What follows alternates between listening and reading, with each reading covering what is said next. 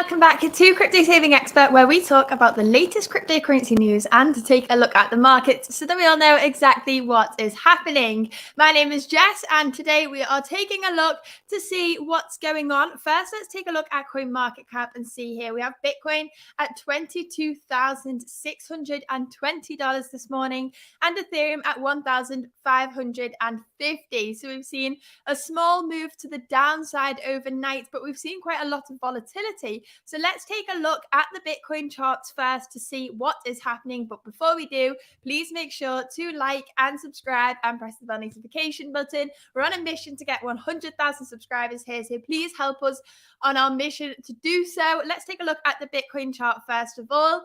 This is the channel that I am looking at right now. And I spoke about this yesterday. You can see we've hit this level of resistance 4 times and we've hit this level of support 3 times now as well. But this is quite a bullish pattern. This is called a bull flag, not a bear flag, a bull flag. So to get a price target from this, I would take the distance from here to here and move it to the point of breakout. And this indicates we could be retesting this $25,000 level in no time at all, really. This is the 1 hour chart, so that is looking pretty positive. The only thing I'm concerned about is if we break to the downside of this level of resistance, the level of support even. The level of support is at $22,300. If we break to the downside of this, see an hourly candle close below this level of support, then we could be in for a small move to the downside. As I've been saying, we have that CME gap down at $20,000 and we have a CME gap up at $28,000. They're both acting like magnets. In my opinion, if we see that move to the downside and we close and we come down and retest those levels at 20,000, consolidate at the lower levels and create some supports at those lower levels, it will make me feel a whole lot more confident in the markets, because right now, if we zoom out a little bit, we have just seen us move in a straight line to the upside. So I would like to see us come down and test some levels of support, just because we're in it for the long term. And I expect everybody else that is here right now in the chat is in it for the long term as well. Since we've made it through 2022, you will all be in here for the long term right now. So seeing us come down and retest some supports wouldn't necessarily be a bad thing for the markets, in my opinion. Shona said, did you charge your battery last night? I've charged both batteries, so we should be all good, and we've got a brand new one in, so we hopefully we don't mess up today's live stream. Let's take a look now at the news. Don't forget to like today's video. Let's set a like goal of 50 likes for today's stream. Again, maybe a little bit ambitious, but we're already on 9 and we haven't even started today's news. So please make sure to like and subscribe. Let's take a look. First of all, I wanted to recap some quick news of today. Let's take a look what's happening over on our Instagram at cryptosavingexpert.com. I've even got a little banner that I can add over here if you want to check out this news. We're looking at recently leaked censored documents have revealed that BlockFi had a $1.2 billion exposure to Alameda Research and FTX. We're going to go into more detail on that in a minute. We've seen data from Glassnode has just shown that selling pressure from Bitcoin miners has reached a multi-year low. Brilliant. And then we've seen from Singapore's central bank chairman, he said, and then if crypto or blockchain or any of the parts of that ecosystem would like to do things that traditional finance is doing, you apply exactly the same regulations to that. Interesting theory. It'd be interesting to see how regulations take place, especially in Singapore, because Singapore has become quite a hotspot for cryptocurrency. Next, we have, according to a new report by Crypto.com, the number of crypto owners worldwide reached a new all-time high of 425 million individuals. So it's very interesting that people are still entering the space even during this bear market.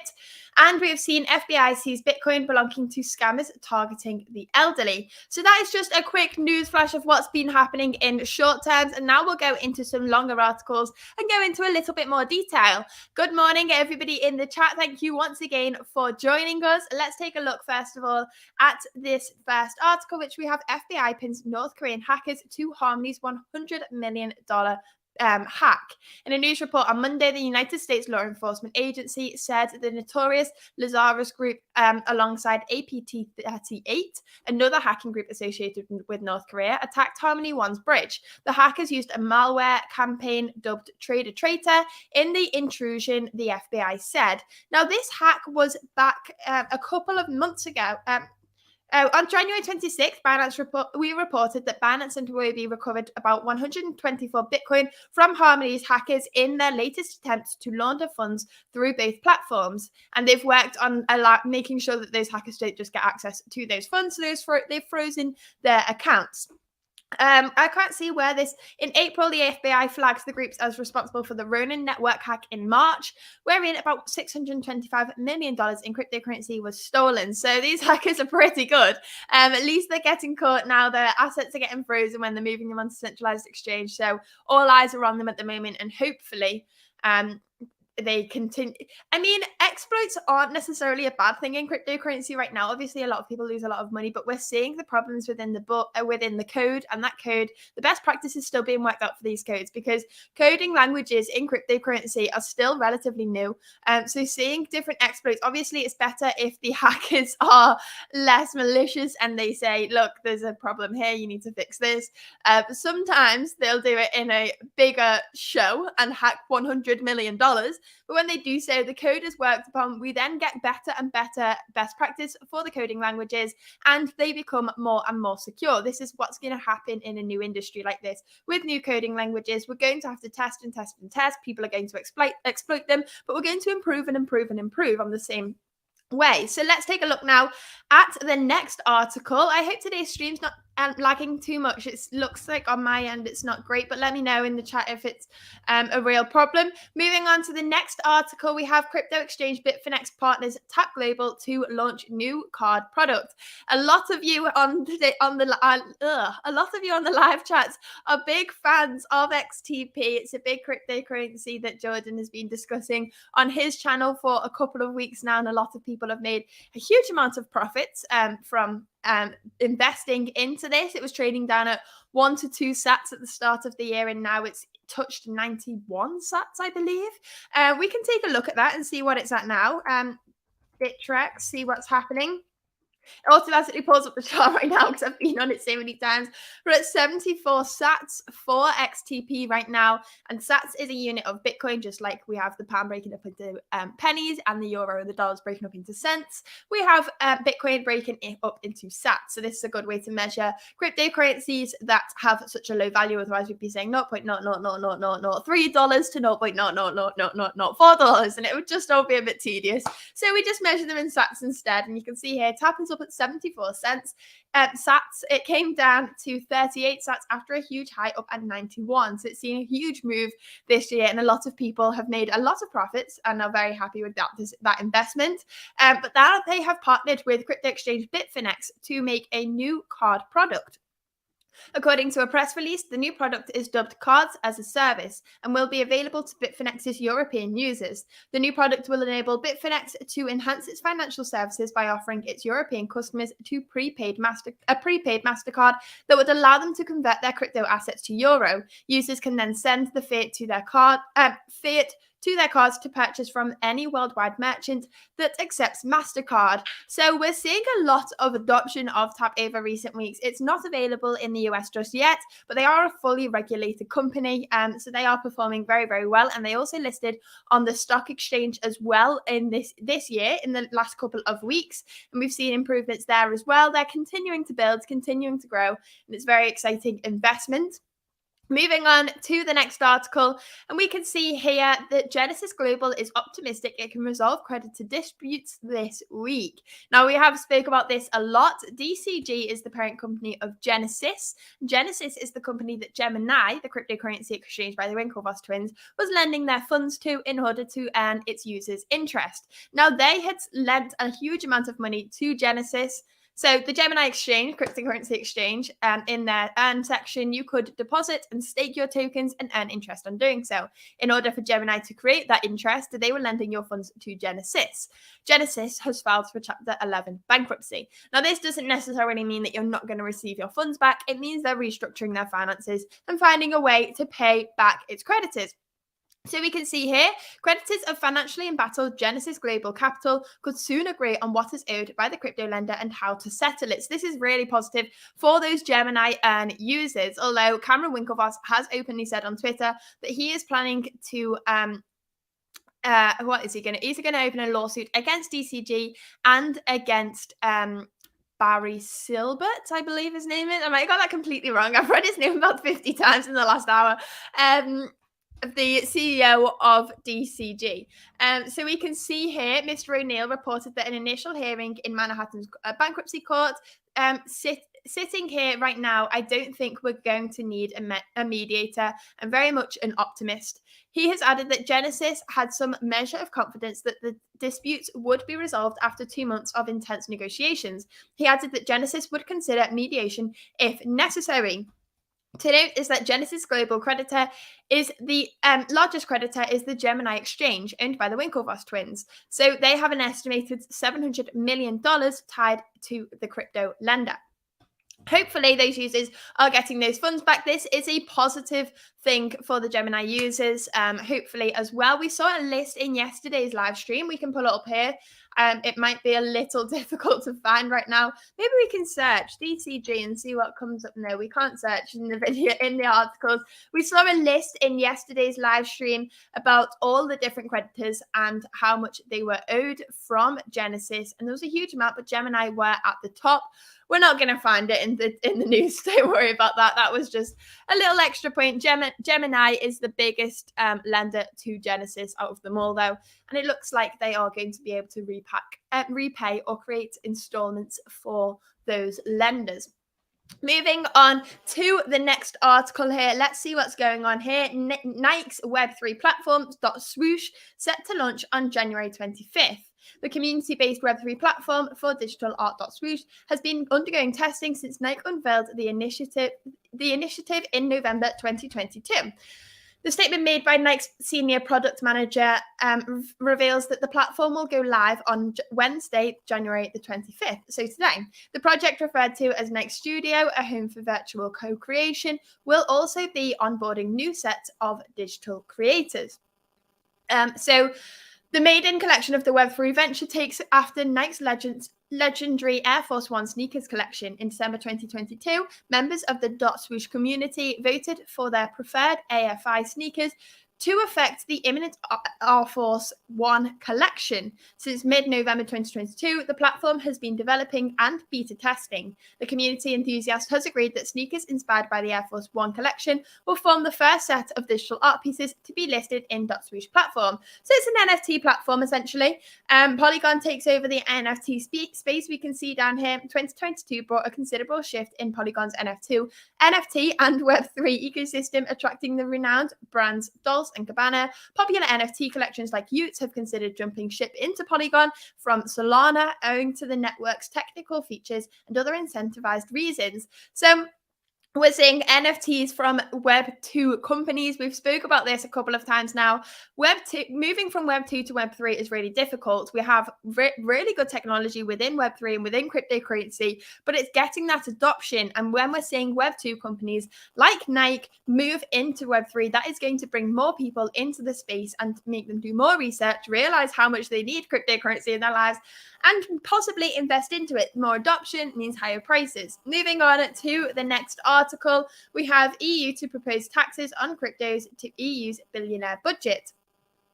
The European Parliament draft report started by declaring that EU finances are in critical stage wherein the future of EU policies and the confidence of Europeans and investors in the Union will be severely harmed by a lack of change. In other words, the EU's yearly budget, estimated to be 170 billion euros, could be financed by new taxes on cryptocurrency holdings and other assets. Lawmakers proposed the implementation of a European tax on digital assets, the proceeds of which would be added as a new own resource to the European budget. They emphasised that the global crypto market, since the 2008 financial crash, has been expanding quickly but unsteadily, with a capitalisation of up to 2 trillion euros in May 2021. The good part is that given their high mobility and cross-border components, the European Parliament draft report considered crypto assets increasingly being seen as legitimate means of payment and a component of investment strategies. This is exactly what they're here for, and the governments need to be less against cryptocurrencies, less fearful about them. In this regard, it is stressed that a European tax on crypto assets would promote the emergence of a harmonized tax framework for crypto assets and be more consistent with the cross-border nature of the crypto asset. So they're actually looking at the technology and understanding that before they make these rules, which is a positive thing we've seen many, many times before. I mean, for example, we saw when the liquidators were trying to get liquid cash from FTX's assets, they lost a huge amount of money in doing so because they didn't understand the technology. But it seems here that they're understanding it's a cross-border system. We need to have a broad understanding of what's going on and how to regulate cryptocurrency in the correct ways. Before we continue today's live stream, please make sure to press like and subscribe and press the bell notification button. We are on a mission to get to 100,000 subscribers by the end of the year. We're currently on 18 likes for today's video and 2,198 subscribers. I'm sure we'll have Jordan back on these live streams again soon. So if you want to hear more from him, don't forget to like and subscribe and you will get notified when we are live with that martini guy. But moving on to the next article today, we have Grayscale CEO says GBTC investors will receive tender offer if SEC fails to approve ETF. So Grayscale have been fighting for a Bitcoin ETF for a very long time, and this would mean that their stock is tied to the price of Bitcoin. It allows traditional investors to get involved into the cryptocurrency space without having to learn a whole lot about cryptocurrency. They don't need to know how to secure their cryptocurrency safely. Instead, they can just invest in this traditional finance asset, which is tied to the price of Bitcoin. Now, they have applied for this multiple times, but the SEC has said no multiple times. And now they are saying if the SEC fails to approve the product, the Bitcoin ETF, they will offer their investors a tender offer. So during a recent interview with CNBC's Squawk Box, he disclosed that Grayscale is focused on changing the SEC's stance on the company's efforts to launch a Bitcoin spot ETF for investors. Recall that Grayscale sued the SEC last year for rejecting its proposal to convert its flagship Bitcoin fund into a Bitcoin spot ETF. And Grayscale submitted the application in 2021, hoping it would be approved and in turn helping expose US investors to Bitcoin, unlocking $8 billion in value. But the SEC rejected the proposal because the product did not meet the standards established to protect investors from fraudulent and market manipulation practices. After the rejection, the digital asset management firm took legal action against the SEC, saying it disagreed with the regulator's decision to continue declining Bitcoin ETF applications. The case is still in court, and investors' funds are still locked up in the product. Unfortunately, the net asset value of GBTC has declined. It is currently trading at 40% discount. So this is looking like a brilliant investment. For some people, we can see that the price of investing in GBTC is 40% less than investing in Bitcoin as an actual asset. So investing in the product right now actually could be quite positive, because if they get that Bitcoin ETF confirmed, that means you increase your investment by 40% immediately. If they don't get it confirmed, then they're going to offer a tender offer. So this will be at a predetermined price. When asked if there was any point where Grayscale would allow its investors to start redeeming their funds, he said, ultimately, we have tried to answer that question to the best of our ability, Becky, in that we do exhaust all of our judicial options to challenge the SEC's stance in the product. We would entertain working constructively with regulators and shareholders to offer a tender offer.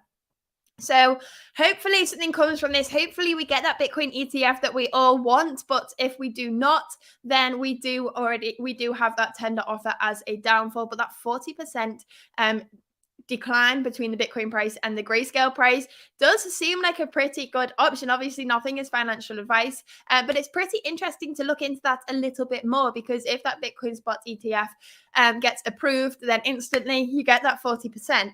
Taking a look now at the next article, we have Roger Ver, Bitcoin Jesus, dragged to court by Genesis for $20.9 million in unsettled crypto options trades. So GGC International, an offshoot of the bankrupt Genesis Global Capital, has dragged Bitcoin Cash proponent Roger Ver, also known as Bitcoin Jesus, to court over unsettled cryptocurrency options trades. So Genesis are essentially trying to get all of their funds together as quickly as possible, and they're saying that the company filed a summons against Fair with the New York State Supreme Court, seeking money damages for the defraudant's failure to settle cryptocurrency option transactions that expired on December the 30th last year. Based on the British Virgin Islands, GGC International seeks money damages no less than $20,869,788, including other expenses and reasonable attorney fees incurred in the process of issuing the summons. The default judgment court could be passed in favor of the Genesis company should Bitcoin Jesus fail to respond to the demands after 20 days of receiving the notice. In case of your failure to appear or answer in the action, judgment will be taken against you by default for the relief demanded herein and the costs of this action. That is a huge amount of money. So they've taken out a Bitcoin options trade and they now need to pay that back. Obviously, Genesis are already in a sticky situation. They filed for Chapter 11 bankruptcy, and now they're seeing that huge amount of money not being paid to them as it should be. So hopefully there is an answer on that. Hopefully they do get paid that money, because it is their money, and that means that they'll have liquid assets that they can pay to those that they have borrowed money from. They don't need to be in any worse of a situation than they are in already. Moving on to the next article, we have Aussie crypto broker Digital Surge survives FTX fallout and signs deeds to continue operating. So this is a Brisbane-based cryptocurrency exchange, and according to a report, Business News Australia, the rescue plan, dubbed Deed of Company Arrangement, was recommended by Digital Surge's voluntary administrators, and the Australian crypto broker fell into administration on December the 7th, 3 weeks after halting withdrawals and deposits due to its exposure to FTX. But now it has managed to survive. We won't fall on that too much. I don't know how many people here are from Australia and that is relevant to. I know one of you are. One of you comes in every single day from Australia. Don't know if he's in the chat right now. Taking a look now at the next article, we have Bitcoin to climb to $29,000, then close 2023 at $26,844. What a specific prediction from this analyst. Let's take a look at this.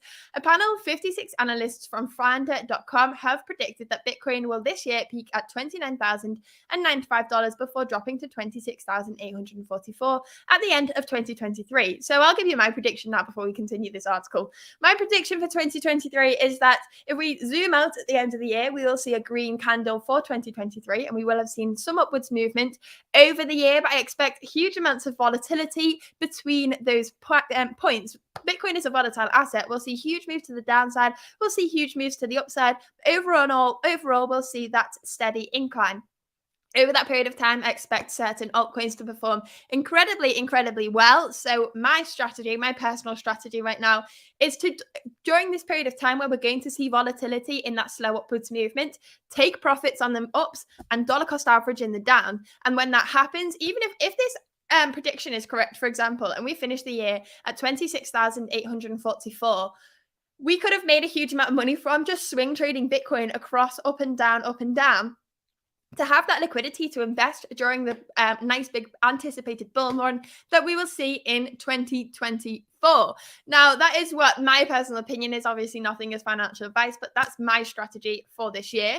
Taking a look at this, though, Founders, Panelists, Creator, and the founder of Seasonal Tokens believes that Bitcoin could peak to 27,000 in 2023, as its price action is still being affected by worries about the financial health of centralized businesses in the industry, such as cryptocurrency exchanges. Now, I completely agree with this. There is still a huge amount of fear in the markets right now, just as there always is after we've really bottomed out for a bear market. Whether we've bottomed out right now is up for debate, but right now, there's a huge amount of fear in the industry. We've had FTX collapse and we've had a huge year of negative movement. So when the price starts to dump a little bit, it's very common to see that a lot of people are just selling straight away. There isn't many people that are holding onto their bags right now when we move to the downside, because a lot of people are still shouting for $10,000, to be honest. Personally, I don't think we'll reach there, because if FTX collapsed and get us there, I don't know what else would. But you never know in the space of cryptocurrency. The fact that they think we'll peak at $27,000 is interesting, given that we have a CME gap at $28,000. I think if we got that high, we would possibly close that gap, but it would depend on the chart patterns at that period of time. I will go back at the end of today's live stream and show you my Bitcoin analysis for any of you that missed that at the start of today's stream. But carrying on with this article now, he said the price is low because possible imminent catastrophes are being priced in. By the end of the year, market sentiment will have changed, and after the fear goes away, the market will rediscover the scarcity of Bitcoin. And we've also seen a lecturer at the University of Canberra say he was more bearish, stating that Bitcoin could close the year at $10,000 and go on to lose value. He predicted that by 2025, Bitcoin would be worth $5,000 and by 2023, be worth $500. So two ways of the scale there. I'm feeling a lot more bullish than that guy is. And I hope you guys are too. Taking a look at this, Bitcoin could also be underpriced. We've seen another analyst give different opinions. He's saying $188,000 by 2023 and $77,000 by 2025. Now, I think even $77,000 by 2025 is particularly bearish. If we take a look at what's happened in Bitcoin history, we can take a look at this and zoom out. If we look, this isn't the right chart that I can show you this on. Let's get another one open just so we can take a look at this quickly. Let's go on the index chart. The zoom right out here on the weekly chart so we can see what's happening. Every 4 years, we have a Bitcoin, but let's take it off the logarithmic chart. We have a bull run every 4 years. And every 4 years, when the bull run happens, we completely destroy the previous all-time high. Like, for example, on the 2017 bull run, we saw a high of $20,000. On the 2021 bull run, we saw a high of almost $70,000. So that prediction there, where did it go? Over here, that we were just going to top the previous. It was the next one. That by 2025, which is predicted to be the high of the next bull run. So the Bitcoin bull runs happen every 4 years, and the high from the bull run is usually exactly 1.5 years after the Bitcoin halving. The Bitcoin halving is predicted to be in March 2024. So it's predicted that the Bitcoin bull run will peak around, by me personally anyway, September 2025. So for us to only have destroyed the old all-time high by what? $8,000 from $69,000 where the all-time high is right now to $77,000 at the peak of the next bull run, I'd say that's pretty bearish. And I have a much higher price prediction for the bull run than that. Let's take a look at the next article, though. Anyway, this is going to have a huge amount of different predictions, both bearish and bullish. It is interesting to hear both scenarios because sometimes you can get yourself into a little bit of an up-only mentality or a down-only mentality and get caught on seeing lower numbers or get caught on seeing higher numbers. So it's good to kind of reevaluate and take a look at different opinions. But at the end of the day, I trust history when I take a look at the Bitcoin chart. And history may not repeat itself, but it does rhyme. So it will, in my opinion, look pretty similar once again. Every single time it comes around, people say it's not going to, we're too late, it's going to be different this time. And every single time so far, it's played out pretty much exactly the same. So that is what I am taking as my data source and as what I'm basing my opinions off until it proves me wrong. Let's take a look at the next article we have. BlockFi has $1.2 billion tied in FTX and Alameda, higher than previously expected. So the assets were previously reported to be around $1 billion. Now, everybody that has had exposure to FTX obviously has had some very, very concerning issues. BlockFi already had filed for Chapter 11 bankruptcy earlier this last year. I can't remember what date that was exactly. I'm sure it doesn't really matter. 73% of BlockFi had less than 73% of BlockFi users had less than $1,000 in their accounts. The crypto lender reportedly had 662,000 customers, but the majority of obviously only had a small balance. But they accounted for $1.17 billion in total trading volume. And of all the customers, only about 1% hold between $50,000 to $250,000 in their accounts, and less than 1% hold more than $250,000. So hopefully they can work out. Obviously, right now FTX are going through the process of liquidating all those assets. The CEO is trying to work out what to do with that. We did see an article a couple of maybe last week. We saw an article where the current CEO was saying that he could restart FTX, and that caused a interesting debate. I'm not too against this idea. Originally, I didn't think many people would use it, but if FTX is a platform where it has all the infrastructure, it has all of the assets to allow users to trade, and it has a good organizing body, and it doesn't have SBF behind the scenes anymore or any of the other bad actors within the organization. If it's got completely new owners, it's got a new CEO that doesn't want to cause any issues. Obviously, the new CEO isn't going to take over this company that has all eyes on it and make the same mistakes that SBF does. He doesn't want to ruin his reputation like that. I believe he will actually be trying to do what is best for his own reputation and for FTX. If FTX restarted and they were completely transparent with what they did, and they maybe possibly had a rebrand, many people could actually turn back to using the platform, because at the end of the day, right now, without SBF and all the malicious actors within it, it's the infrastructure and the assets for a cryptocurrency exchange to function. And if they did so, it may be a much quicker way of getting their users' assets back. Now, moving on to the next article, interesting conversation to be had there. Grayscale CEO says BTC investors will. We've already discussed that one. That must have been the end of today's article. So that is all that we have for today's video. But I will go back quickly and recap the Bitcoin chart before we finish off. So we're taking a look at the 1 hour chart here. You can see we have this descending channel, and we have used the level of resistance 3 times. We've used the level of support 3 times. We're now trading within this zone, which has a support down at $22,260 and a resistance up at $23,000. If we manage to break to the upside of this, we can have a huge price target, because this is a bull flag. We could see the price increase all the way up to $25,000, retesting those levels. Not forgetting we have that CME magnet up at $28,000. If we, however, break to the downside, then we could see some negative movement. We do sort of have a double top here, where the second high is lower than the first. And we also have a huge space here where no resistances were causing any harm to the Bitcoin price. So we could see us close that $20,000 CME gap. As I said at the start of today's video, wouldn't necessarily be a bad thing. We'd create supports, we'd consolidate at those levels, and then the price would be looking a whole lot healthier, because right now we have just moved in a complete straight line to the upside. But that is all we have for today's stream. Thank you very much for watching. Please all make sure to like and subscribe before you click off today's video, and I will see you back here tomorrow for another recap of the cryptocurrency news. Thank you very much for watching.